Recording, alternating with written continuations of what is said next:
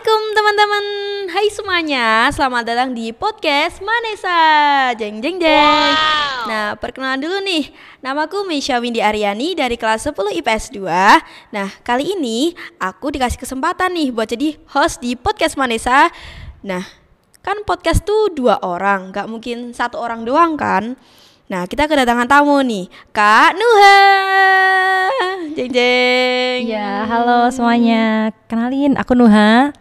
Gak usah pakai nama lengkap ya, Nuha aja ya. Teman-teman semua, aku lagi mau nyapa nih teman-teman dari seluruh Indonesia yang akan nonton podcast ini, dan juga adik-adik tingkat dari Manpa Sleman. Dulu aku alumni lulusan tahun 2019 di Manpa Sleman. Wah, hebat nih, tepuk tangan dulu. Nah, di sini kan Kak Nuha nih, aku udah dengar ceritanya nih. Kak Nuha itu alumni MAN 4 Sleman yang katanya tuh berprestasi. Bukan katanya sih, emang berprestasi di sini. Amin, Terus insyaallah. Kak Nuha ini juga dulunya tuh jadi ketua OSIS, guys. Kalian tahu kan, ketua OSIS itu kalau di sini tuh yang ngurusin semuanya lah. Terus gimana Kak perasaannya, pernah sekolah di sini, terus mungkin dulu pernah ada kemauan di sekolah di selain MAN 4 Sleman gitu sebelum sekolah di sini? Apa ya, kalau sekolah mungkin karena dulu itu aku ikut bude kan. Jadi bude aku itu dulu Bukis namanya. Beliau guru bahasa Indonesia di sini. Wah. Nah, dulu aku ditawarin gimana, karena dulu aku sebenarnya pengen masuk pondok waktu itu, karena waktu SMP sebenarnya pengen masuk pondoknya, tapi belum boleh sama orang tua karena mungkin masih kurang umurnya ya, masih kecil gitu. Orang tua belum membolehkan untuk pisah atau jauh dari keluarga.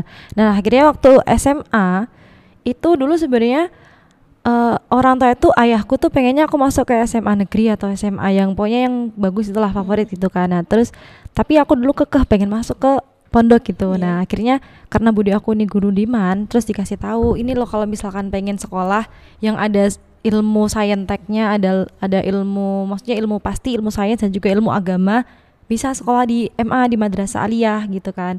Nah, terus ada asramanya juga di MAN Paseman. Waktu itu aku sempat diajak surveinya itu ke asrama, jadi bukan ke sekolahnya, di asramanya. Dan di sana aku ketemu sama pembina asramanya, sama kakak-kakak mbak asramanya juga. Nah, kelihatannya mereka orangnya baik-baik, terus habis itu kayak bagus itu kan. Akhirnya aku pincut dari situ, terus kayaknya wah ini nih bener, kayak udah bener-bener yakin banget gitu loh, pengen masuk ke MAN Paseman gitu dulu awalnya. Akhirnya masuk sini ya Kak. Iya. Berarti dulu kakak itu tinggalnya nggak di rumah tapi di asrama. Selama sekolah di MAN Paseman iya di asrama, terus sekarang juga masih di asrama sih, tapi dulu selama di MA itu di asrama. Masuk jurusan apa Kakak? Jurusannya IPA, dulu masuk jurusan IPA. Kenapa nggak milih IPS? Karena kan kayak atau agama gitu ya. Dulu aku pengen masuk IPS tapi nggak boleh sama kepala sekolah sama guru BK. Jadi dulu yang menempatkan mengkelas-kelaskan itu kan dulu kalau nggak salah yang ngurusin ada guru BK juga ya waktu di awal itu. Nah, aku pengen bilang masuk ke IPS dulu, waktu itu udah bilang, Pak kalau saya masuk ke IPS gimana ya, soalnya saya pengen besok itu lulus mau masuk ke ilmu komunikasi, kalau ke manajemen gitu kan. Dan terus bapaknya bilang gak boleh, jangan. Kepala sekolah juga sampai bilangin waktu itu, gak usah, jangan Mbak, kamu ini nilainya tertinggi di sini, masa masuk IPS gitu katanya. Kalau dulu kan, karena dulu itu masih kayak mindsetnya kalau nilai tinggi itu dia harus masuk ke IPA gitu.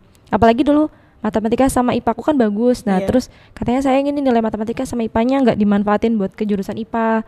Udah masuk ke IPA aja, nanti kalau lulus, maksudnya ketika mau mendaftar perguruan tinggi bisa kok dari IPA ke jurusan-jurusan ilmu komunikasi, manajemen dan lain-lain tuh bisa gitu katanya. Ya udah, aku akhirnya masuk ke jurusan IPA.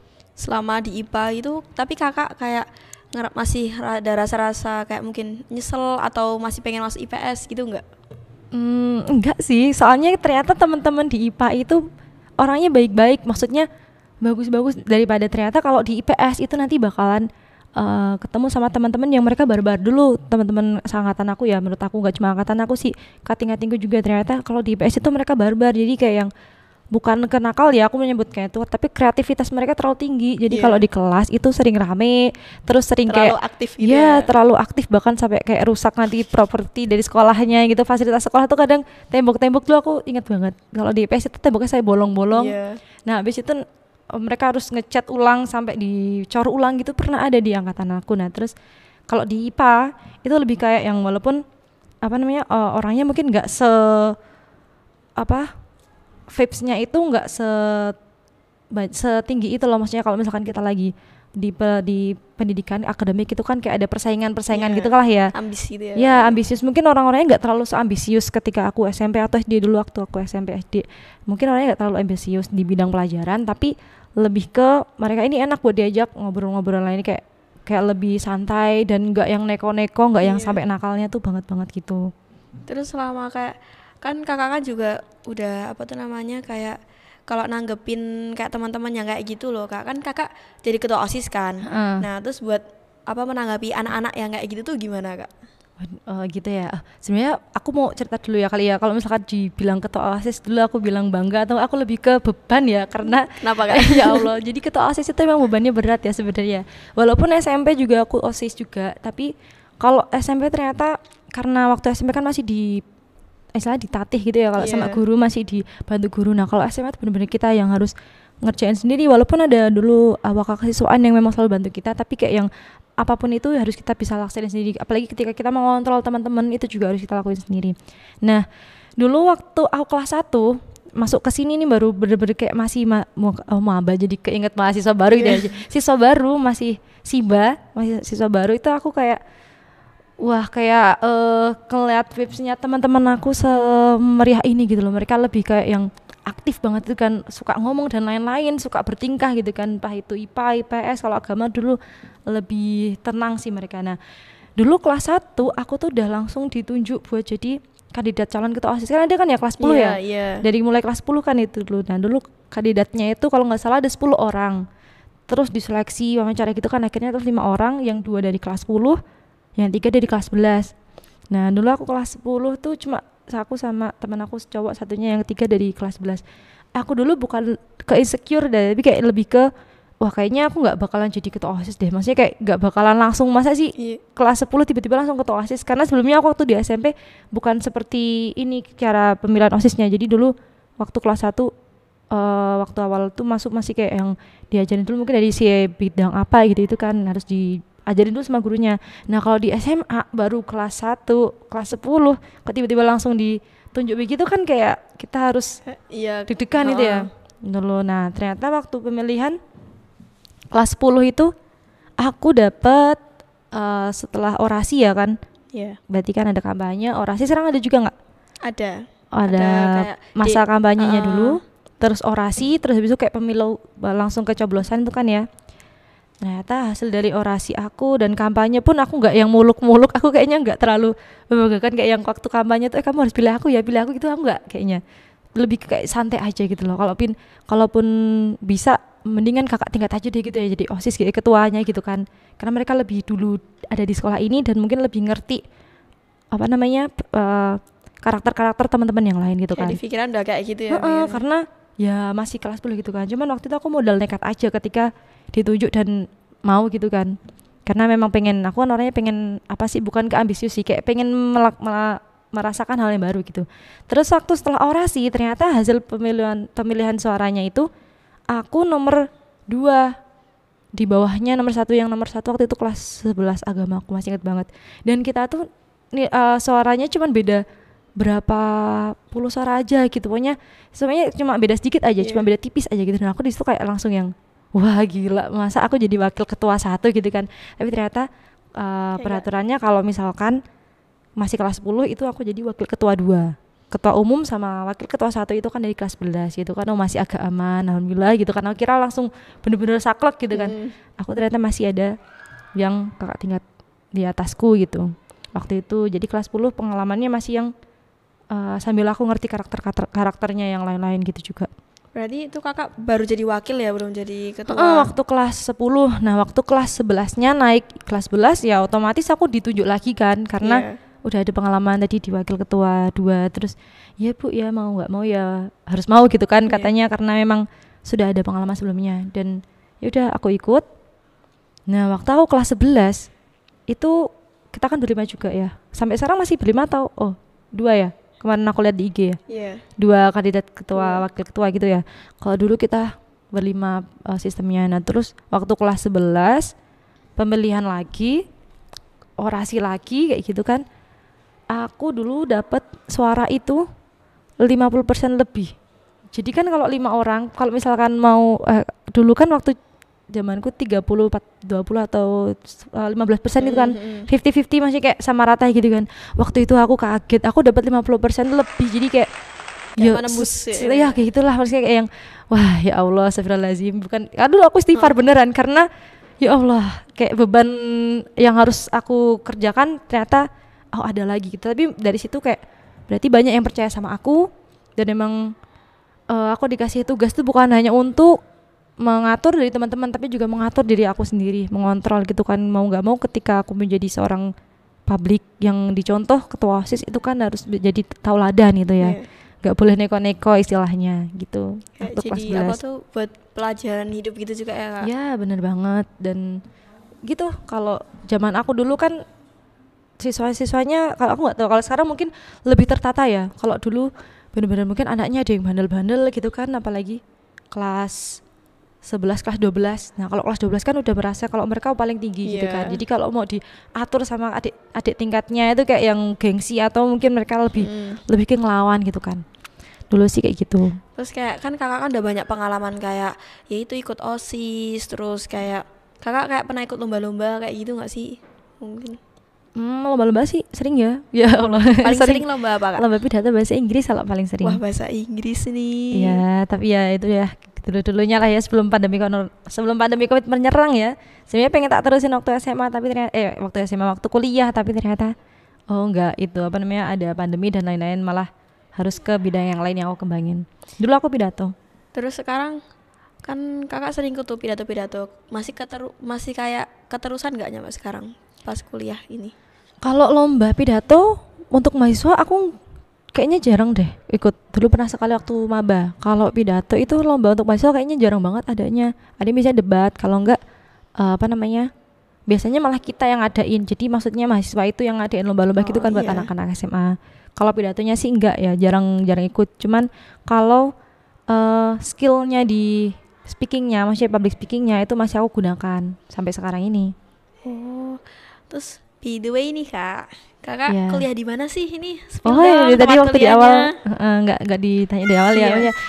Aku kuliah di Universitas Islam Negeri Sunan Kalijaga, Jogja. Masuk jurusan apa Kak? Aku jurusannya biologi murni.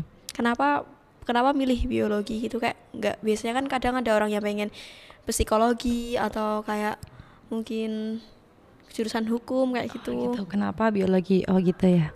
Jadi tadi waktu di awal aku bilang pengen manajemen atau ilkom, itu sampai aku lulus, maksudnya sampai aku di kelas 3 juga aku masih pengen masuk ke jurusan itu. Udah bulat sebenarnya iya, cuman waktu itu ternyata kalau aku udah di jurusan IPA, ketika aku masuk di jurusan itu kan masuk sosum ya, kayak silang menyilang gitu loh, kayak beda alur, beda jurusan. Karena aku dari IPA sebenarnya bisa masuk ke situ, cuman kemungkinan kecil untuk bisa lolos di SNMPTN, jalur undangan rapotkan SNMPTN. Kalaupun mau, aku mungkin bisa ikut di jalur SBM mandiri dan lain-lain gitu kan. Tapi ya tadi berarti aku nanti ketika misalkan aku emang bener-bener pengen di situ, ya aku habis lulus, habis dapat ijazah nih, aku harus belajar lagi SBMPTN-nya dan sosum kan, dari awal sampai akhir lagi gitu kan. Nah terus dulu aku sebenarnya juga suka biologi, suka bahasa, kayaknya dulu nggak ada deh pelajaran yang nggak aku sukain. Mungkin olahraga ya, karena aku malasan gitu ya, random aja gitu kan. Terus tapi biologi dulu sempat aku suka karena dulu aku deketan sama Bu Yayu, dulu bu guru biologi di Manpasema. Dan karena dulu tuh aku juga sempat pernah ikut olim juga, walaupun nggak sampai provinsi, nggak sampai nasional, cuma di kabupaten. Nah dari situ kayak kok aku juga suka deh tentang biologi ini, apalagi di bagian-bagian yang tertentu, maksudnya kayak yang pelajaran-pelajaran tertentu gitu kan. Terus Bu Yayu juga menyarankan kalau misalkan emang suka di situ, kenapa nggak di situ aja, maksudnya kayak.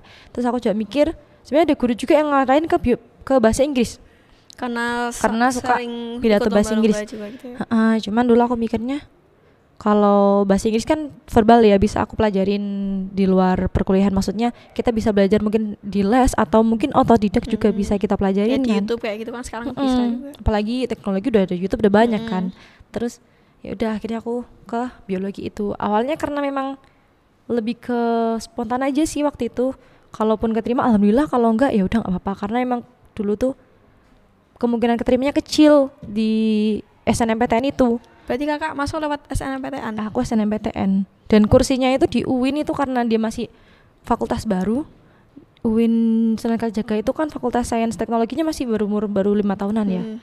Itu cuma 12 kursi 12, aja. Kak? Iya, 12 kursi untuk di SNMPTN. Karena keseluruhannya di kayaknya cuman ada sekitar 45 orang per kelas, satu kelas. Jadi cuma ada 45 mahasiswa setiap tahun yang diterima di masing-masing jurusan di Saintek gitu.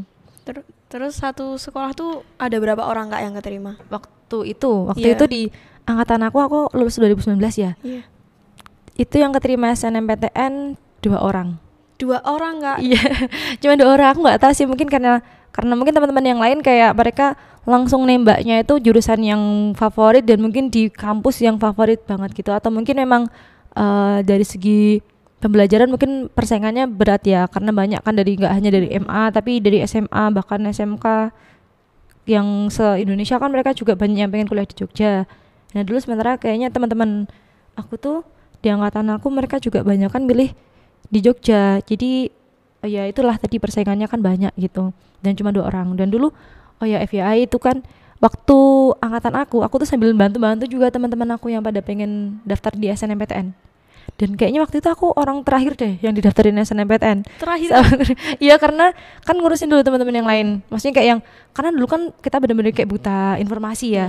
Harus ngapain dulu, harus gini dulu atau gini dulu. Pokoknya kayak ribet dulu, riwah dulu lah lain. Belum lagi kalau mereka harus masih mikir mau masuk kemana dan jurusannya apa, nanti ke universitas mana gitu kan. Teman-teman aku masih kayak mikir gitu.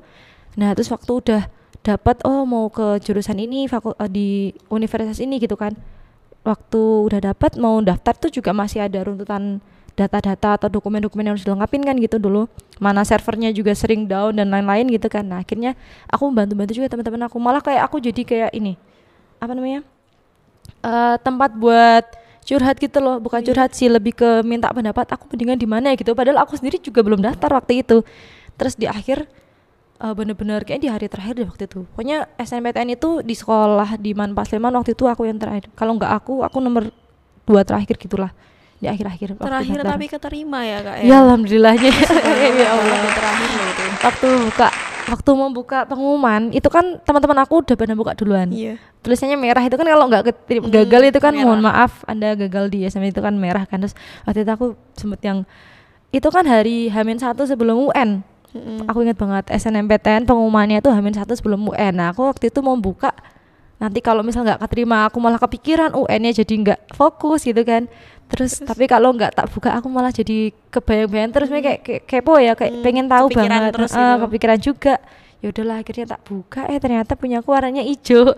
Terus ya Allah kayak gitu, kayak senang banget. Waktu itu kan di asrama aku lagi nggak, maksudnya jauh dari keluarga, nggak langsung meluk orang tua, jadi yang tak peluk pertama kali aku teriak tuh teman-teman asrama aku. Jadi aku waktu itu buka sendirian, teman-teman aku lagi di satu dekat aulanya asrama. Terus habis itu aku ke sana, teriak aku keterima ternyata gitu kan. Seneng sih waktu itu, euforianya ada gitu kan, karena dan ternyata waktu dikasih tahu cuma 2 orang dari angkatan aku waktu itu yang keterima. Limited edition banget ya berarti. Ya Allah, ya alhamdulillah sih sebenarnya gitu. Walaupun setelah keterima pun waktu itu aku ada godaan ya, sedikit godaan syaitan mungkin. Bukan godaan syaitan ya. Maksudnya kayak godaan, ternyata aku masih kayak pengen masuk ke Ilkom, kalau enggak ke komunikasi. Masih bingung jurusan gitu. Kayak Ilkom kalau enggak manajemen. Karena waktu itu kebetulan aku juga keterima di beasiswa yang Madrasah Muamalat yang selama kuliah. Itu dulu aku keterima sebelum SNMPTN. Jadi kayak double kill gitu loh, sebelum pengumuman SNMPTN, pengumuman yang beasiswa ini. Itu kalau yang beasiswa ini pengumumannya waktu di kelas, waktu lagi pelajaran gitu. Sebelum sebelum ujian nasional kalau nggak salah. Terus keterima, dan itu aku juga senang ya, alhamdulillah ya Allah, ternyata aku bisa kuliah. Padahal dulu aku nggak kepikiran mau kuliah itu. Dulu sempat kepikirannya setelah lulus SMA itu disuruh langsung bekerja. Kayak pengen langsung kerja nggak kuliah karena gitu. Ini kan sebenarnya dulu kayaknya awalnya kayak gitu, karena kayaknya kalau kuliah tuh selama 4 tahun dan harus bayar lain-lain gitu kan, kayak mahal banget gitu kan, apalagi aku belum kerja sendiri gitu. Terus ternyata ada jalannya, itu aku harus kuliah karena sudah keterima di beasiswa. Nah terus waktu SNMPTN juga aku udah keterima, jadi kan kayak yang alasan apa lagi yang aku nggak harus kuliah gitu waktu itu gitu. Kakak suka belajar ya, kok bisa keterima kayak gitu? Apanya? Suka belajar kan biasanya kalau orang ambis-ambis gitu, senang belajar kayak gitu. Lebih tepatnya belajar itu belajar hal baru, bukan hanya belajar dari ilmu pasti. Kayak misalkan kalau kita di sekolah harus belajar matematika, IPA, IPS dan lain-lain. Lebih tepatnya belajar dari pengalaman yang ada. Wah. Gitu. Kalau belajar di sekolah, jujur aku tuh paling nggak pernah buka buku kalau di luar sekolah. Aku dulu adalah orang yang punya pemikiran belajar itu hanya di sekolah.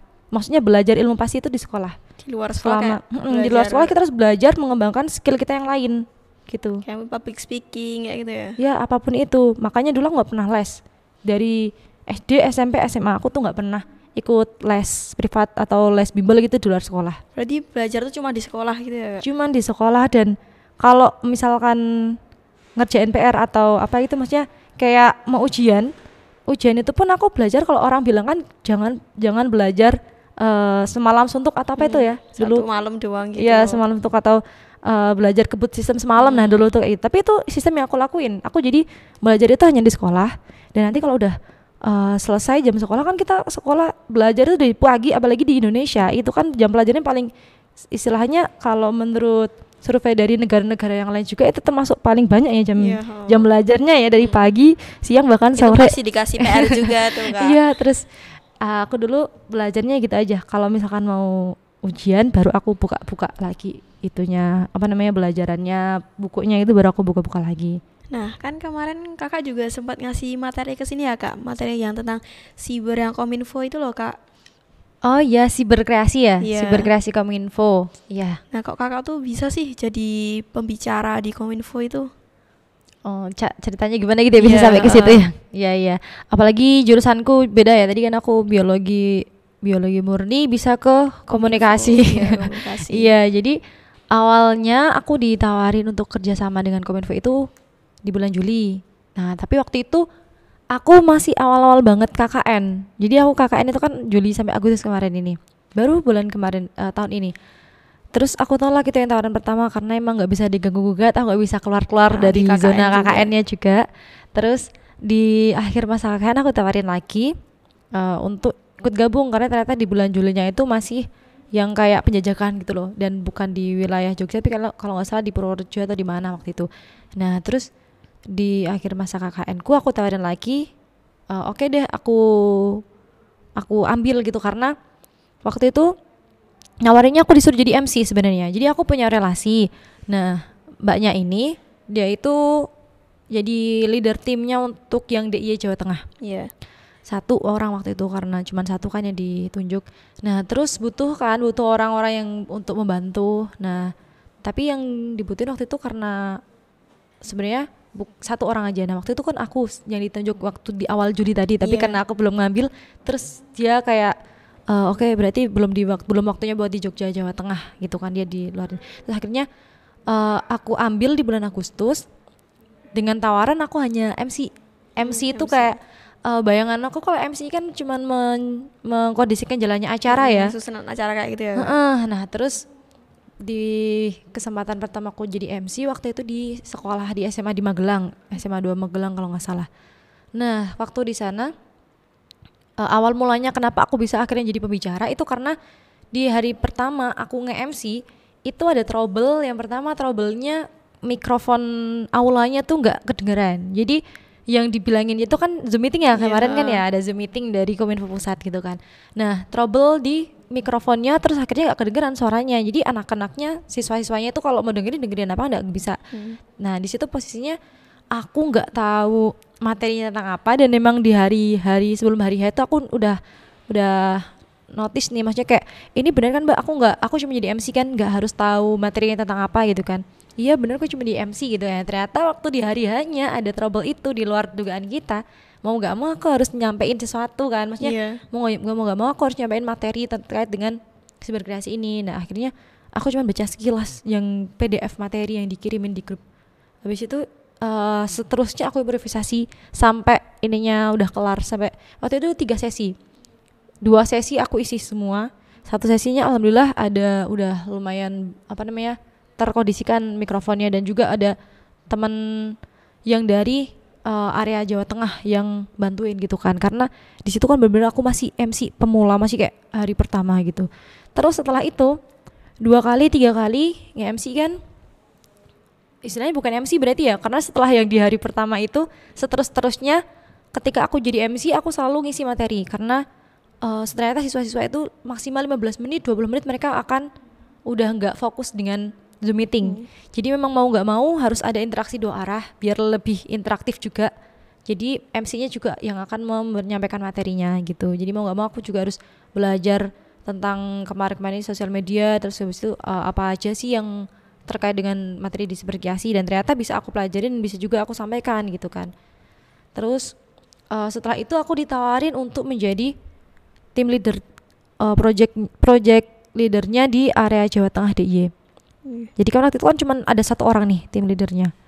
Terus dengan jumlah sekolah di Yogyakarta yang sebanyak ini, maksudnya sebanyak itu kan Jogja ini kota pelajar ya, nggak bisa kalau cuma 1 orang yang ngurusin gitu kan. Akhirnya aku ditawarin, diajak kerjasama lebih dari sekedar MC. Jadi kalau MC cuma di hari H, kalau aku itu kemarin tugasnya survei ke sekolah yang akan diadakan. Jadi kan sebenarnya sekolahnya sudah ada datanya, tapi kita tetap survei untuk memfikskan data siswanya berapa yang mau ikut, terus tempatnya seperti apa, sama fasilitas di sekolah sudah ada apa aja, supaya di hari hanya lancar gitu kan. Nah dulu aku ikut di situnya, makanya lebih ke komunikasiku, public speakingku nggak hanya sekedar di depan banyak orang, tapi face to face itu malah lebih capek sih menurut aku ya, karena ternyata nggak semudah itu untuk mengkondisikan. Ketika kita masuk ke sekolah-sekolah, ada yang welcome, ada juga yang mungkin kayak bertanya-tanya, mbaknya ini siapa, apalagi masih muda ya.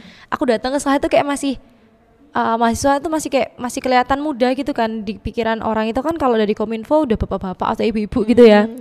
Tapi aku bawa nama Kominfo di situ karena memang aku ada name card juga, masih kayak ada surat tugasnya juga dari Kominfo. Bahkan juga sudah ada surat edarnya untuk sekolah-sekolah. Jadi seharusnya ketika aku datang itu sekolah nggak bisa menolak begitu. Nah cuman yang bikin susahnya itu ketika ada kepala sekolah atau guru kekiswaan yang kayak mempersulit, ini acara untuk apa mbak, dan kenapa harus sebanyak ini gitu kan, kenapa harus satu sekolahnya ikut serta semuanya gitu kan. Padahal kan itu ketentuan dari Kominfo supaya literasi digitalnya itu tersampaikan ke semua siswanya. Itu dulu tugas aku untuk bagaimana caranya meyakinkan sekolahan supaya dalam jangka waktu 1 bulan, waktu itu kan 2 bulan sih, Agustus September. Nah tapi kalau Agustus aku di Jawa Tengah, Septembernya baru di Jogja. Nah di Jogja ini sekolahnya banyak tapi katanya terkenal kayak pelit siswa gitu loh, karena yang dipikirin sama kebanyakan sekolah itu akademik gitu kan, kayak pelit untuk ngasih alokasi waktu dan alokasi siswa gitu kan. Nah waktu itu aku harus mengclearkan atau jadi problem solvingnya masalah jadi harus bisa nge-solving problem itu gitu. Nah terus kenapa kemarin bisa ke Manpasema? Nah sebenarnya Kemenak itu turun surat dari Kemenak itu di pertengahan Agustus kalau nggak salah terakhir. Jadi SMP itu udah, SMA juga udah. Nah Kemenak nih MA ini baru di akhir-akhir kemarin sebenarnya. Tapi justru di semua menurut aku ya, karena aku kebagian surveinya juga banyak kemarin, sebagian besar walaupun di SMA kayak ada tim survei itu 3 orang. Satu Jogja itu cuma 3 orang. 3 orang Yaps, dan dari 3 orang itu kayaknya aku nge-handle lebih 60%-nya kalau nggak salah ya. Dan ya secapek itu sih jadi orang sini. Tapi lebih ke DIY yang deket-deket aja sih. Kalau yang Gunung Kidul, Kulon Progo itu aku nggak mau ambil karena jauh. Nah itu mendingan yang teman aku yang tim survei yang lain. Terus kalau di MA itu kayak aku akuin lebih dipermudah masuknya di manapun, gak hanya Manpasleman tapi di manapun ya. Walaupun SMA juga bagus dan bisa welcome, tapi di juga lebih lebih gampang lagi. Jadi kalau di itu walaupun di akhir suratnya baru turun, tapi tetap akhirnya semua ikut serta, semua di Jogja itu alhamdulillahnya. Nah gitu sebenarnya kemarin kayak gitu sih. Terus kenapa kok aku bisa gitu ya, pertama karena aku relasi aku ada relasi aku yang jadi project leadernya itu. Terus habis itu aku diajakin, dan ternyata setelah melihat performa aku, setelah melihat performa waktu ketika aku MC dan lain-lain, aku akhirnya ditawarin yang lebih dari sekedar MC itu tadi, jadi ngurusin sebelum hari H, dan tapi juga tetap aku jadi MC. Jadi mereka memang kamu juga jadi MC ya, karena sayang kalau misalkan Double job gitu ya. iya, jadi double job. Jadi kayak yang soalnya kalau cuma jadi tim survei apa di hari sebelum hari H tim survei aja, kamu sayang bakat cerewetmu nggak tersampaikan gitu katanya. Kamu bagus jadi MC, jadi public speaking kamu bagus gitu. Kamu harus ikut juga di MC ya gitu. Capek juga nggak apa ya gitu kan. Akhirnya tapi di situ aku masih dikasih fleksibel. Aku bekerjanya ketika di luar jam kuliah. Jadi aku tuh waktu itu kalau kamu mau tahu struggle-nya ya, aku misalkan kuliah jam 9, jam 7 sampai jam 8 atau jam setengah 9 aku ke sekolah dulu, ke sekolah-sekolah yang memang harus aku kunjungin. Terus nanti kuliah jam 9 sampai jam 11. Nah, jam 2 setengah 12 atau setelah zuhur itu sampai jam 2 aku juga harus ke sekolah-sekolah yang lain lagi. Nah, nanti sorenya kalau misalkan masih ada kuliah ya aku balik ke kampus lagi. Dibayar nggak tuh kakak itu? Apa? Dibayar? Oh, dibayar. Alhamdulillahnya dibayar. Dan kalau yang event-event itu, apalagi kemarin kementerian itu bisa ngasih gaji itu 3 kali lipatnya UMR. Emang biasanya berapa kak? UMR Jogja itu kan 2 jutaan ya sekarang ya. Iya. Ya dihitung sih, aku mau mbakmu nanti tidak sombong. Gitu. Kalau UMR pengalaman aku, UMR Jogja itu ketika aku bekerja ya sekitar 1,8 sampai 2 juta gaji pokoknya. Kalau nggak salah sih ya, itu gaji pokok untuk yang bukan PMS, bukan PNS. Karena kemarin kan aku kerjanya di ini ya swasta ya. Maksudnya kayak kalau sebelum di Kominfo, sebelum di pemerintahan ini kan kemarin kerjaku di startup F&B gitu. Ya sekitar itu. Nah ternyata kalau kerja sama pemerintah itu lebih fleksibel dan malah duitnya lebih banyak gitu. Gitu sih buat kalian-kalian yang kepengen adik-adik tingkat juga ini, kalau misalkan pengen, yang pertama jangan nggak harus di Kominfo. Sebenarnya semua kementerian itu punya ininya masing-masing, punya agendanya masing-masing, kegiatannya masing-masing, banyak kok kalau nggak salah sih ya. Nah tinggal kalian gimana caranya dapat relasi untuk ke situ, itu tadi cari bakat-bakatnya kalian gitulah, gitu sih sebenarnya. Kalau selain dari aku mau nyombongin dikit ya, waduh, mau pamer dikit kali ya. Selain dari situ tadi, selain dikasih gaji, itu juga dikasih tiket liburan gratis kok. Ini liburan kemana tuh kak? Liburannya gak jauh-jauh sih, karena kemarin kan kita kan di Jogja Jawa Tengah. Nah, aku besok tuh mau ke Semarang. Baru besok ini Sabtu Minggu weekend ini besok aku mau ke Semarang gitu. Tempat-tempatnya gak tahu sih, pokoknya explore kita dikasih kayaknya besok kita mau pakai mobil sih, kayak explore-nya terserah kita gitu, tapi ke Semarang. Cuman alhamdulillah sih soalnya gratis, semua akomodasi semuanya dibiayain gitu kan ya, kapan lagi gitu ya. Gitu. Nah terus ya alhamdulillah, semoga yang kemarin waktu acara Siberkreasi ketika aku ngisi acara itu bukan dari segi uangnya juga yang aku incar, waduh. Kayak mata duitan banget ya. Bukan dari realistis sih kak kayak gitu, bukan dari uang, bukan sekedar dari uangnya aku incar, tapi lebih ke aku bisa mentransfer gitu loh, mentransfer hobiku sama ilmu yang aku dapetin gitu kan. Katanya kalau ilmu itu jariah ya. Kalau kita cuma sekedar dapat ilmu buat diri kita sendiri kan nggak bermanfaat gitu. Kalau bisa dibagikan ke orang lain lebih bermanfaat gitu. Gitu sih kalau bertanya-tanya nih. Kalau misalkan ditanya udah kerja di Kominfo ya kak, aku belum bekerja di Kominfo, bahkan aku belum pernah melamar pekerjaan di Kominfo gitu kak. Aku masih semester 7, belum lulus kuliah, masih semester 7 dan jurusanku biologi murni. Jadi kalau misalkan mau ke Kominfo, aku sanksi sih, adakah untuk adakah kemungkinan untuk masuk ke sana dengan aku dari background latar belakang pendidikannya biologi gitu. Cuman kalau untuk bekerja ketika kita mengandalkan skill public speaking dan juga modal leadership, itu semua pekerjaan itu pasti menerima sih. Kalau dari pengalamanku kayak gitu. Masya Allah. Selain kakak suka nyari hal baru nih, kakak senang apa? Mungkin musik atau kalau musik kayaknya setiap orang suka musik juga ya. Kalau aku paling cuma nyanyi biasa, nyanyi main terus alat gitu kak? Main gitar sedikit. Main gitar dikit-dikit. Aku main gitar juga masih amatir kok, masih baru-baru belajar. Itu kakak belajar otodidak gitu atau kayak sempat les kayak gitu? Wah, kan aku nggak pernah ngambil les. Oh iya deh.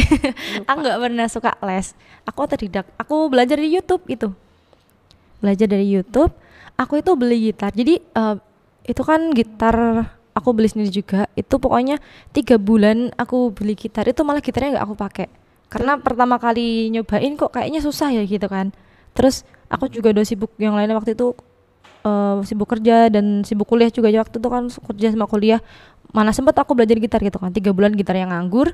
Terus teman aku malah yang make, teman kerja aku waktu itu gitarnya sampai aku tinggal di tempat kerja, terus teman-teman aku make kan, nah mereka bisa tuh udah bisa dikit-dikit itu kan, aku terus diajakin, masa kamu yang punya tapi nggak bisa gitu kan, akhirnya ya nggak terima lah aku. Habis itu aku belajar gitarnya tak bawa balik, maksudnya aku belajar di asrama kurang lebih 3 hari 4 hari non-stop. Aku kayak pagi pokoknya di luar jam kerja gitu ya, udah kecanduan.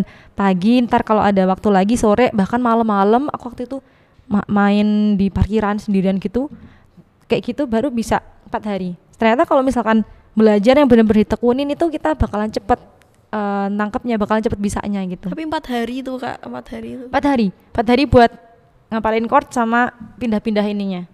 Aduh, 4 hari itu cepet banget loh itu. Alhamdulillah ya, yang dasar-dasar ya, ya dasar-dasarnya. Kukira kakak tuh sampai kayak di kafe kayak gitu kan, kayak keren gitu kan Kak. Apa? Waktu itu aku pernah kayaknya ditawarin. Pernah Kak? Pernah, tapi aku belum ambil sih, kayak yang kayak masih kurang pede aja gitu. Enggak, aku belum bisa ini kok, masih amatiran. Jadi kayak yang masih gitar-gitar yang sama teman-teman aja gitu. Masih yang nongkrong-nongkrong aja. Tapi dari kakak ngomong tuh kayak suaranya tuh bagus gitu. Ya Allah. Alhamdulillah ya. Coba deh kakak nyanyi itu kan seru. Enggak ya, ini aslinya sebenarnya galak loh. Aslinya sebenarnya suara yang buat teriak-teriak itu. Dulu aku di sini masih ada Tonti enggak ya? Masih Tonti. Dulu aku juga danton loh. Waktu di sini. Iya, sebelumnya orang kalau pertama kali ngeliat kayak si Nuhani kayaknya dulu waktu pertama kali first impression teman aku katanya bilang aku nih orangnya kalem gitu ya. Iya, emang dari mukanya tuh kayak kalem gitu loh. Masa sih? Padahal aku cerewet, habis itu galak. Terus emang suaranya tuh suara yang tua gitu loh. Kalau buat teriak tuh orang berapa meter di depan itu bisa denger dulu katanya gitu. Dan aku dulu jadi danton juga waktu di MA. Banyak banget kayaknya sebenarnya kalau nyeritain pengalaman selama di Man Pasleman. Random gitu banget ya Kak? Iya, random. Mungkin lebih ke situ sih. Tapi enak sih Kak, kayak teriak-teriak kayak gitu tuh kayak bikin lega kayak gitu gak sih Kak? Bikin lega. Iya, kayaknya lebih ke itu lega bener, sama udah bawaan dari lahir kayaknya. Dari lahir terus bawaan teriak-teriak dari lahir gitu, teriak-teriak, abis itu suka ngomong cerewet dan lain-lain. Aku kalau misalkan sama temen aku cerita atau ngobrol itu nggak kenal waktu, jadi kayak apa aja random diceritain gitu. Kayak antar ujung-ujungnya nggak ada ujungnya gitu ya Kak? Iya bener banget. Terus dari semua kayak prestasi, terus pengalaman-pengalaman kakak, apa sih yang kakak terapin di hidupnya kakak, kayak prinsip hidupnya kakak tuh apa sih? Prinsip hidup ya? Aku tuh kalau ngomongin prinsip hidup tuh agak-agak nyeleneh ya sebenarnya. Tapi aku kelas 4 SD, aku tuh dulu udah punya prinsip mau ke depannya aku mau kayak gimana. Apa tuh Kak? Kelas 4 SD dan aku masih ingat banget. Selain yang tadi, kalau yang nggak suka les itu bukan prinsip, tapi lebih ke kayak aku emang pengennya kayak gitu. Terus prinsipnya dulu, aku punya adik sebelumnya aku punya adik nih. Adikku tuh cuma beda setingkat sama aku, cuma beda setahunan. Jadi kayak bestian gitu loh kita. Dia sekarang juga udah kuliah semester 5. Nah dulu aku tuh sering-sering ngobrol juga sama adikku, walaupun kita masih SD dan itu masih kelas 4. Bisa-bisanya aku tuh nyeplos, pokoknya kita harus jadi orang nomor 1 dimanapun itu tempatnya dan kapanpun waktunya. Kita harus jadi orang nomor 1, maksimal kita di nomor 2 gitu. Padahal itu masih SD ya Kak? Masih SD kelas 4, kalau nggak kelas 3, waktu itu kelas 4 kayaknya. Terus sama satu hal, kita juga nggak boleh pacaran. Kita jangan mau pacaran ya dulu kayak gitu.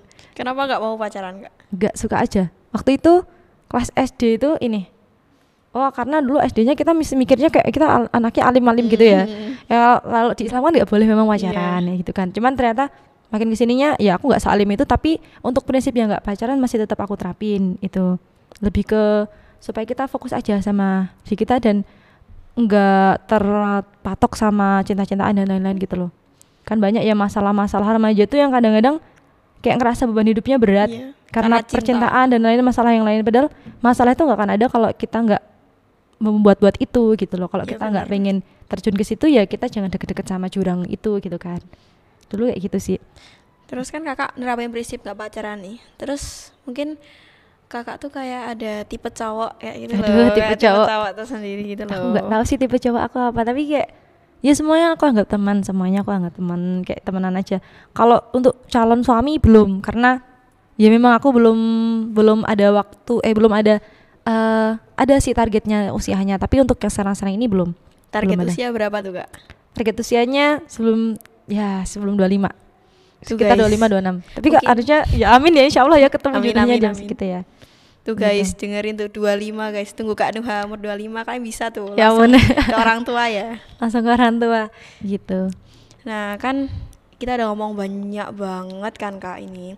Mungkin ada kata-kata untuk hari ini gitu Kak, kayak buat disampaikan ke adik-adik tingkat kayak gitu, atau orang se-Indonesia yang nonton Se-Indonesia. podcast Manesa ini. Apa ya, lebih tepatnya mungkin bukan jadi diri sendiri ya, Wak, ya. Nggak jadi diri sendiri juga sih dulu. Kalau misalkan aku mau bilang kalian harus percaya dengan diri kalian sendiri, jadi diri sendiri gitu. Aku nggak bisa menerapkan itu. Maksudnya kayak ternyata aku nggak bisa jadi diri aku sendiri. Oh ya, satu informasi juga. Jadi dulu aku tuh SD itu aku sempat kena bully. Kenapa tuh Kak? Kena bullying karena dulu aku gendut banget. Aku kalau misalkan dulu nggak diet, aku 2 kali lipatnya aku yang sekarang. Emang iya Kak? Iya, seriusan. Aku udah lipatnya sekarang. Jadi aku sekarang sama adekku kan badannya udah sama. Maksudnya kayak kita sama nih, kayak anak kembar. Dulu aku tuh 2 kali lipatnya adekku. Ada di fotonya dulu. Waktu aku SD juga kena bully karena emang gendut banget, segendut itu aku, dan nggak pernah diajak buat ikut tim olahraga atau yang lain-lain gitu kan. Maksudnya Karena fisik kayak gitu. iya, terus habis itu sering dibully sama yang cowok-cowok juga gitu kan. Nah terus akhirnya karena dari omongan orang lain itu, penilaian orang lain itu, aku Bangkit. jadi insecure kan. Terus kayak aku nggak mau jadi orang yang kayak gini, aku nggak mau jadi orang yang gendut, aku harus jadi orang yang proporsional gitu kan. Nah ternyata emang aku belum bisa untuk menjadi diri aku sendiri di saat itu. Jadi kalau misalkan aku mau ngasih motivasi ke orang, kamu harus jadi diri kamu sendiri gitu kan, ternyata aku nggak bisa waktu itu. Nah tapi baiknya ketika aku berubah, maksudnya ketika aku berubah jadi nggak gendut lagi, yang pertama aku lebih sayang sama diri aku sendiri yang sekarang. Iya, benar. Terus yang kedua, orang lain lebih menghargai aku gitu kan. Jadi mereka lebih menghargai aku dan melihat aku itu bukan secara fisiknya, maksudnya kayak nggak lagi ngejek-ngejek gitu loh, lebih menghargai aku. Nah di situ, dan mungkin yang bisa aku bilang adalah kalian temukanlah versi terbaik diri kalian. Iya. Nah gitu.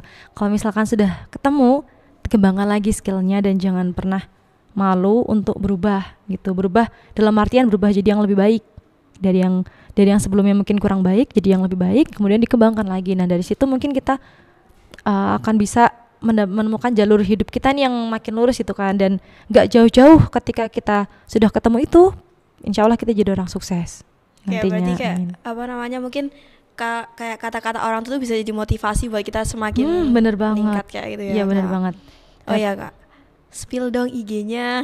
Aduh ya ampun, spill IG juga nih. Iya, biar pada follow, pokoknya lihat harus follow ini. Aku jarang on Instagram sih, tapi aku sedikit kok followersnya. Itu namanya Salsabila, nanti ada di description kan, bisa nih ya? Bisa.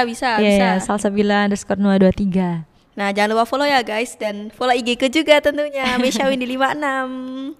Nah, kata-kata hari ini tadi kan mungkin kalau aku simpulin dari obrolanku sama Kak Nuha nih, berarti kayak mungkin kata-kata orang lain itu emang kelihatannya belum tentu benar, tapi kan kita bisa merubah itu gitu loh. Kayak mungkin kita jadi bisa lebih baik lagi. Kayak mungkin tadi Kak Nuha kan kayak dibully kayak gitu, terus jangan gara-gara kayak bulian kan kita jadi kayak down gitu ya Kak ya. Harusnya kan kita semakin kayak up kayak gitu, supaya yang ngerendahin kita tadi tuh kayak oh jadi dia tuh nggak kayak gitu Iya, Kak. kita tunjukin kalau omongan mereka tuh salah gitu loh.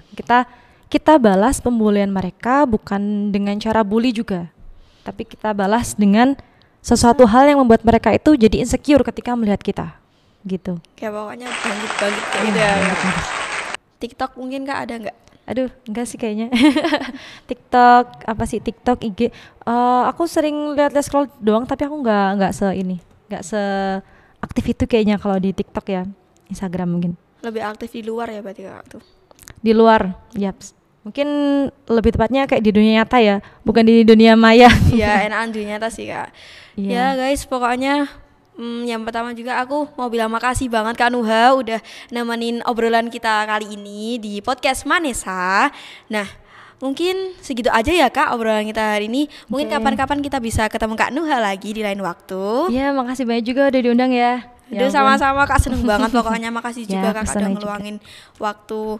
Mungkin Kakak mau kasih apa gitu? Kata-kata lagi. Aduh, kata-kata terus ya. Quotes gitu. Aduh, quotes apa ya? Penyemangat buat adik-adik. Semangatnya karena aku pernah bersekolah di Manpas Sleman dan aku mungkin sedikit paham tahu ketika di sekolah ini itu mungkin anaknya seperti apa, tapi aku nggak tahu ya kalau sekarang mungkin lebih berkembang lagi dan jauh lebih baik. Nah, kalau dari saranku sih kalian temukan aja potensi kalian. Maksudnya jangan pernah takut untuk nyoba hal yang baru, dan sesuatu hal itu nggak harus dengan uang yang banyak kok. Kalau misalkan oh ini mohon maaf ya kalau aku agak nanti nambah lagi nih waktunya nih. Maksudnya kalau misalkan ngomongin tentang pekerjaan itu kan, bekerja kan kayaknya banyak juga yang lulus sekolah mereka nggak memilih untuk kuliah tapi langsung bekerja. Nah itu nggak apa-apa, nggak boleh insecure ketika kalian lulusan dari MA terus nggak kuliah tapi langsung bekerja. Itu nggak apa-apa, selagi hal yang kalian lakukan itu halal, justru harus kalian lakukan gitu. Karena kalau kita nggak bisa memaksa ya orang itu harus belajar, terus kalau misalkan dari sekolah udah kayak malas-malasan untuk ngejar di akademik, apalagi dipaksa untuk berkuliah, dan berkuliah juga kan urusannya nanti dengan pelajaran-pelajaran akademik juga kan. Nah itu kalau misalkan memang dari diri kalian mungkin sudah bukan di situ jalannya, pilihlah jalan pekerjaan gitu, cari pekerjaan yang halal dan mungkin lebih bisa menghasilkan gitu. Berarti kuncinya tuh guys, jangan insecure tapi bersyukur. Nah gitu guys. Mungkin cukup sekian obrolan aku dan Kak Nuha hari ini. See you, bye-bye, see you next time and see you later. Wassalamualaikum warahmatullahi wabarakatuh. Waalaikumsalam warahmatullahi wabarakatuh.